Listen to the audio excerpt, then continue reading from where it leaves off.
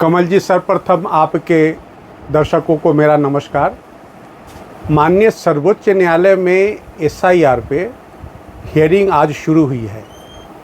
और आज जितने भी याचिकाकर्ता यानी कि विपक्ष की तरफ से योगेंद्र यादव जी की याचिका, जो आरजेडी के लीडर हैं मनोज झा की याचिका और कांग्रेस के भी कुछ लीडरान के तरफ से याचिका थी और एक एनजीओ है उसके तरफ से याचिका, तमाम याचिकाएं बिहार के अंदर जो स्पेशल इंटेंसिव सर्वे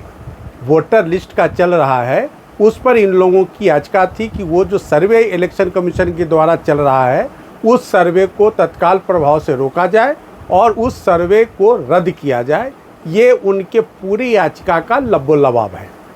आज पूरे मामले पर सुनवाई शुरू हुई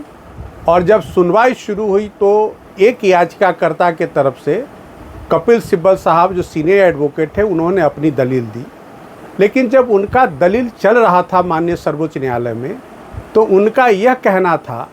कि इलेक्शन जो रिप्रेजेंटेशन ऑफ पीपुल एक्ट में जो रूल्स हैं उस रूल्स के तहत जो कागजात की आवश्यकता है यानी कि आधार कार्ड की,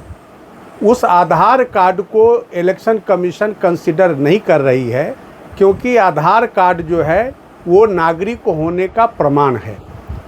मैं आपको बताऊं कि इलेक्शन कमीशन जो ये रिवीजन कर रही है इलेक्टोरल रोल्स में स्पेशल इंटेंसिव सर्वे, उसमें यह भी देखा जा रहा है कि कितने विदेशी भारत में वोटर बन चुके हैं, जिसमें बांग्लादेशी, रोहिंग्या, पाकिस्तानी और दूसरे देश लोग गैर कानूनी तरीके से किस तरह से भारत के वोटर लिस्ट का वो मतदाता बन चुके हैं। तो इन तमाम क्रियाओं को देखते हुए वो प्रक्रिया चल रही है। तो उनका एक कहना था कि चूँकि आधार कार्ड एक ऐसा एविडेंस है कि आपके नागरिक होने का प्रमाण है और इलेक्शन कमीशन उस आधार कार्ड को मान्यता नहीं दे रही है और करीब 66 लाख लोगों का या 65 लाख लोगों का नाम बिहार के मतदाता सूची से निकाल दिया गया है, ये उनका एलिगेशन था। लेकिन जब माननीय अदालत के तरफ से पूछा गया कि ये बताइए कि आधार कार्ड क्या नागरिक होने का प्रमाण है, एक्सक्लूसिव प्रमाण, तो इसका जवाब वो नहीं दे पाए, बल्कि ये बोले कि नहीं साहब वो एक्सक्लूसिव प्रमाण नहीं है। तो उसी पर माननीय अदालत ने कहा कि सिर्फ आधार कार्ड नहीं, कई अन्य कागजात जो फॉर्म 6 में वो सूचीबद्ध है उन तमाम कागजात को देना है और तब इलेक्शन कमीशन तय करेगी कि भाई ये मतदाता सूची में इनका नाम है वो कानूनी रूप से है या नहीं है, या जोड़ा जाए या नहीं जोड़ा जाए, तब उस पर विचार होगा। तो जो प्रक्रिया अपनाई जा रही है इलेक्शन कमीशन के द्वारा, इस पे तो कहीं किसी तरह की त्रुटि नहीं लग रहा है। जिस रूल्स रेगुलेशंस का हवाला कपिल सिब्बल साहब दे रहे थे तो उस रूल रेगुलेशन के आधार पर कोई कमी तो नहीं है जो फॉर्म 6 का प्रारूप दिया गया।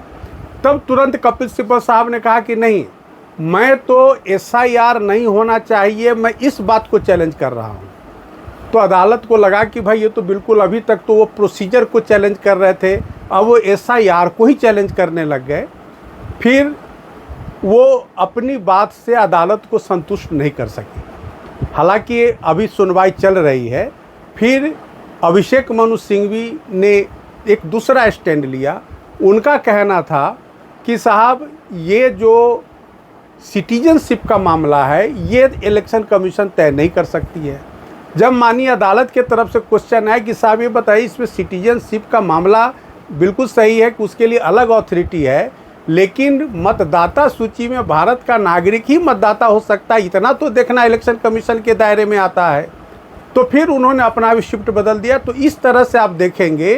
कि जितने भी विरोधी दल के तरफ से जो याचिकाएँ लगाई गई, उनके तरफ से जो वकील आज अपीयर कर रहे थे, उनका स्टैंड एक के बाद दूसरा स्टैंड बदल रहा था, यानी कि अदालत के किसी भी प्रश्न का वो जवाब नहीं दे पा रहे थे। तो अब जो है सुनवाई की प्रक्रिया चल रही है, कल भी सुनवाई होगी और अंत में मैं आपको बात बता दूं कि जब सुनवाई आज के 4 बजे करीब जो सुनवाई आज का ख़त्म हो रहा था और कल दोबारा इस मामले की सुनवाई होनी थी, उसी वक्त जो योगेंद्र यादव है वो भी एक याचिकाकर्ता इस मामले में है, उन्होंने माननीय सर्वोच्च न्यायालय से दरखास्त किया कि उन्हें व्यक्तिगत रूप से सुनवाई का 10 मिनट का मौका दिया जाए, और माननीय अदालत ने उनको मौका दिया और उन्होंने अपना भी पक्ष स्वयं रखा। लेकिन 4:30 बजे जब उनका पक्ष समाप्त होने लगा तो उन्होंने 2 ऐसे व्यक्ति को सामने ला, उसमें एक महिला थी, और उन्होंने एक तरह से बिल्कुल ड्रामा करने का कोर्ट के अंदर में प्रयास किया कि इस महिला को वोटर लिस्ट में डेड डिक्लेयर कर दिया गया है।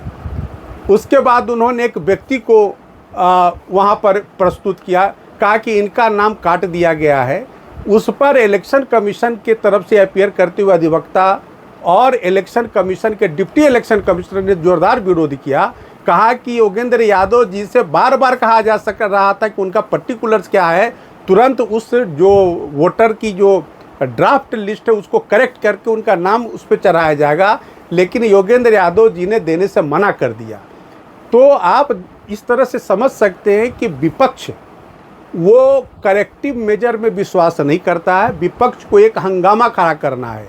पूरे देश दुनिया को दिखाना है कि साहब भारत का जो इलेक्शन कमीशन है वो किस तरह से जनता की और डेमोक्रेसी के खिलाफ काम करता है। इस तरह का दृश्य विपक्ष एकजुट होकर के पूरे दुनिया के समक्ष रखना चाहता है। तो उसी का एक जीता जागता उदाहरण आज अदालत के समक्ष भी एक ड्रामा करने की कोशिश योगेंद्र यादव और टीम के द्वारा किया गया, लेकिन उसको नकार दिया गया और माननीय न्यायालय ने उस पर किसी भी तरह का संज्ञान लेने से मना कर दिया।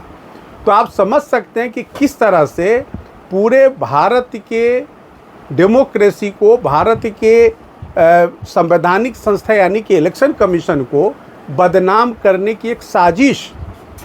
चल रहा है, जिसका एक जीता जागता उदाहरण है कि कल किस तरह से दिल्ली के सड़कों पर एक हंगामा खड़ा करने का विपक्ष ने कोशिश किया, और उसके पीछे एक बहुत बड़ी मंशा थी कि माननीय सर्वोच्च न्यायालय में जो आज सुनवाई शुरू हुई है इस पर भी किसी न किसी तरह का दबाव बनाने का चेष्टा था। लेकिन माननीय सर्वोच्च न्यायालय बिल्कुल एक ऐसी संस्था है जो कानून के हिसाब से और रूल्स रेगुलेशंस के हिसाब से जो भी दूध का दूध पानी का पानी होगा वो करेगी, दोनों पक्ष की सुनवाई कंप्लीट होने के बाद। लेकिन जो एक मंशा, जो एक तरह का आप समझ सकते हैं कि हंगामा का जो योजना है पूरे विपक्ष का, उसकी वानगी आज माननीय सर्वोच्च न्यायालय में भी देखने को मिला।